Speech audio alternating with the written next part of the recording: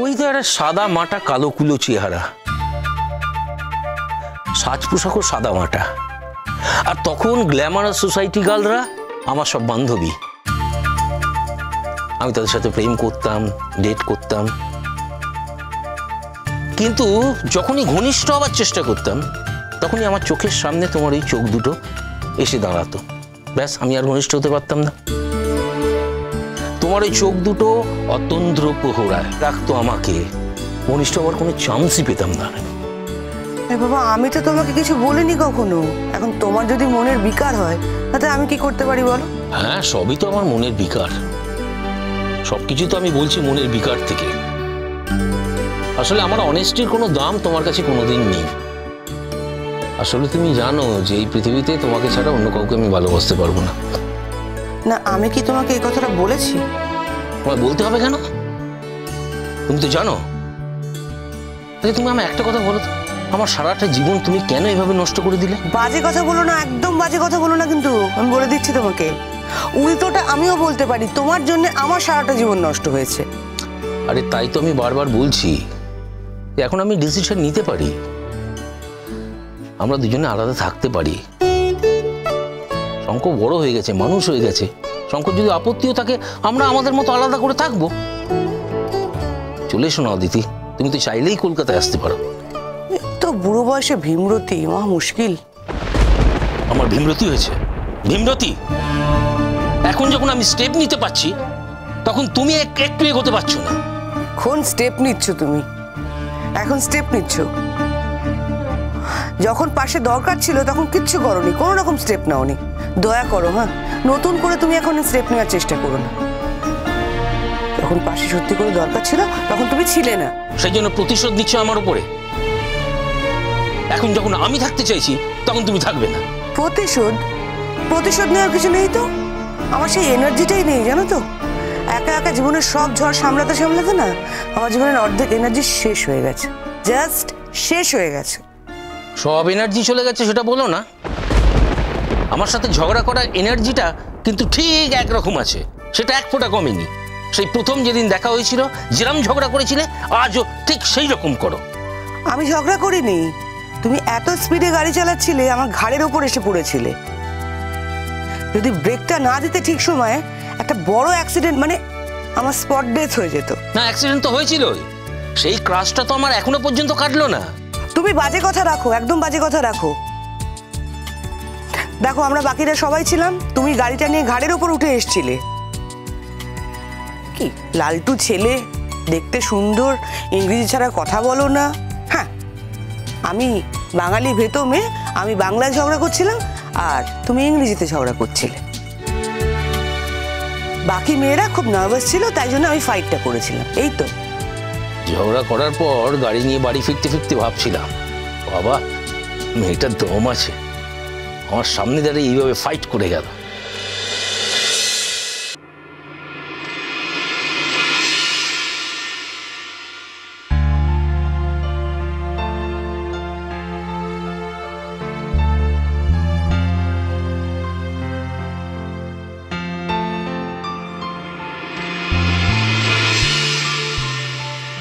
এই স্যার আছেন?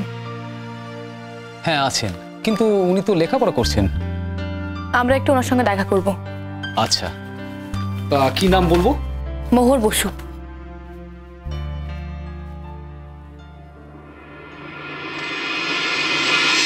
এই মোহর, শোন না, আমি না বাইরেই দাঁড়িয়ে থাকবো, ভেতরে কিন্তু ঢুকবো না। হ্যাঁ, তুই তো ভালো থাকতে চাস না, আমার সাথে গেলে তো তোর নাম খারাপ হবে, দেখছিস তো। আর স্যার তো সারাক্ষণ দেখছে তুই আর আমি একসাথে থাকি, ভাল লাগে না। আচ্ছা, তোকে যেতে হবে না, আমার কাজ আমি সেরে নেব, এক সেকেন্ডে তো ব্যাপার। আসবো স্যার? Come in.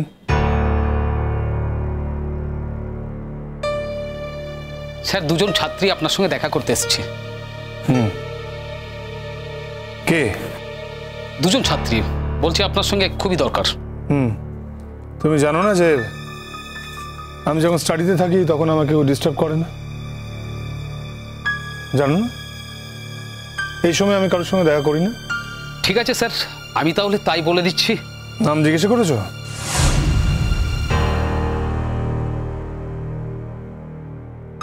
মোহর বসু। মোহর বসু? হ্যাঁ স্যার, সেই মেয়েটা। আরে যে কথায় কথায় প্রতিবাদ করে না, হাত তুলে তুলে বলে জবাব দাও, জবাব চায়, ওই মেয়েটা। পাঠিয়ে দাও। আচ্ছা স্যার।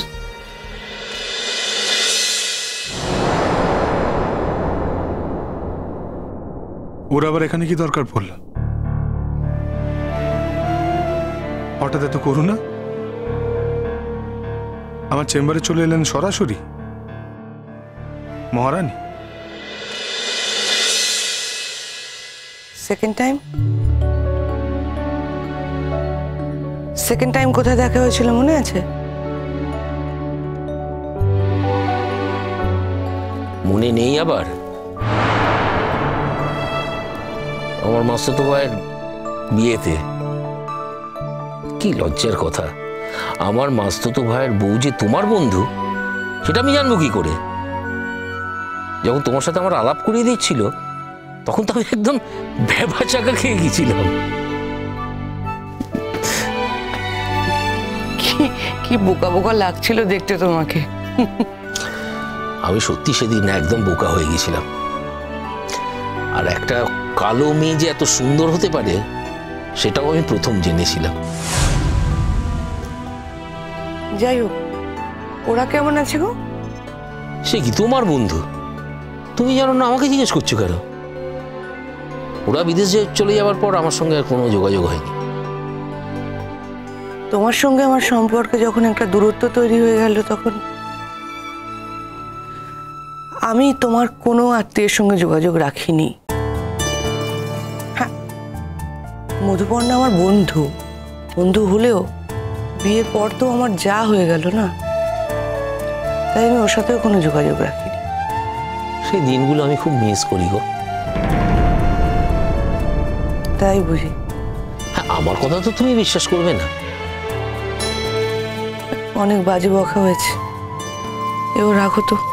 আচ্ছা, প্রথম যেদিন তোমাকে আমি প্রপোজ করলাম সেদিনটার কথা মনে আছে? সত্যি প্রপোজ করতে গিয়ে কেউ যে ওইভাবে ঘিমিয়ে নিয়ে একাকার হয়ে যায় সেটা আমি তোমাকেই দেখেছি। সত্যি বলছি, আমার একদম নার্ভাস ব্রেকডাউন হয়ে গেছিল, একদম বোকা হয়ে গেছিলাম আমি। আর এমনিতে আমি এত স্মার্ট, সেদিন তোমাকে দেখে আমি বোকা হয়ে গেছিলাম।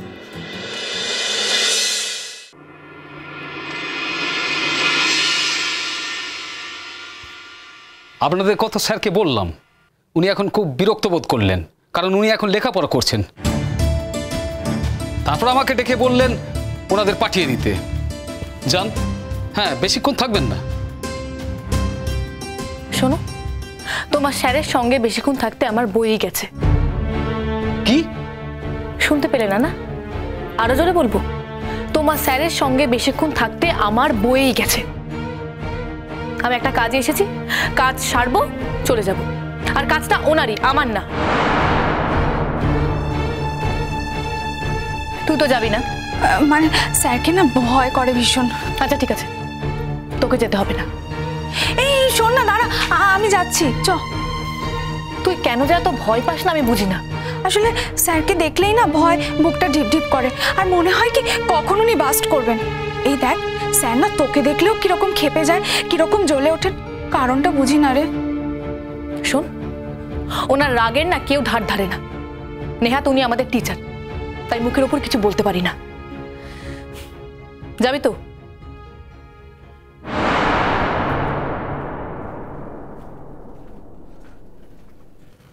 মে I come in sir? Come in.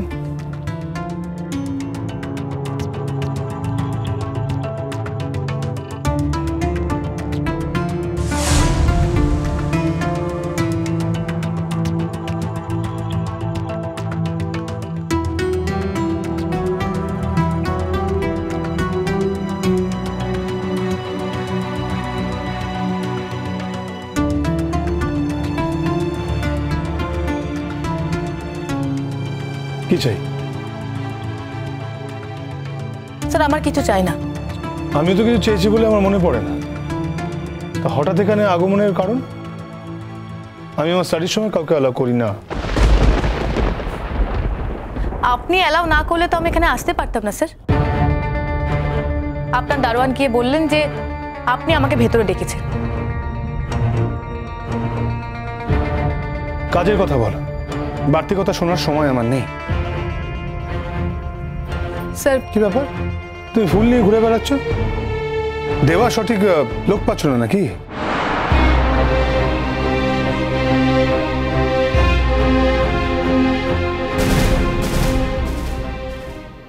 আমার হয়ে কেউ উমেদারি করতে আসেনি, আমার কোনো উমেদারের প্রয়োজন নেই। আমি নিজের কথা নিজেই বলতে পারি, এটা রেখে গেলাম।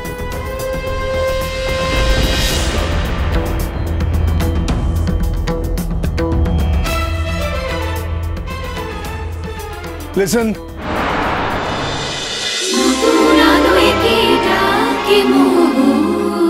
cholo cholo cholo cholo cholo palta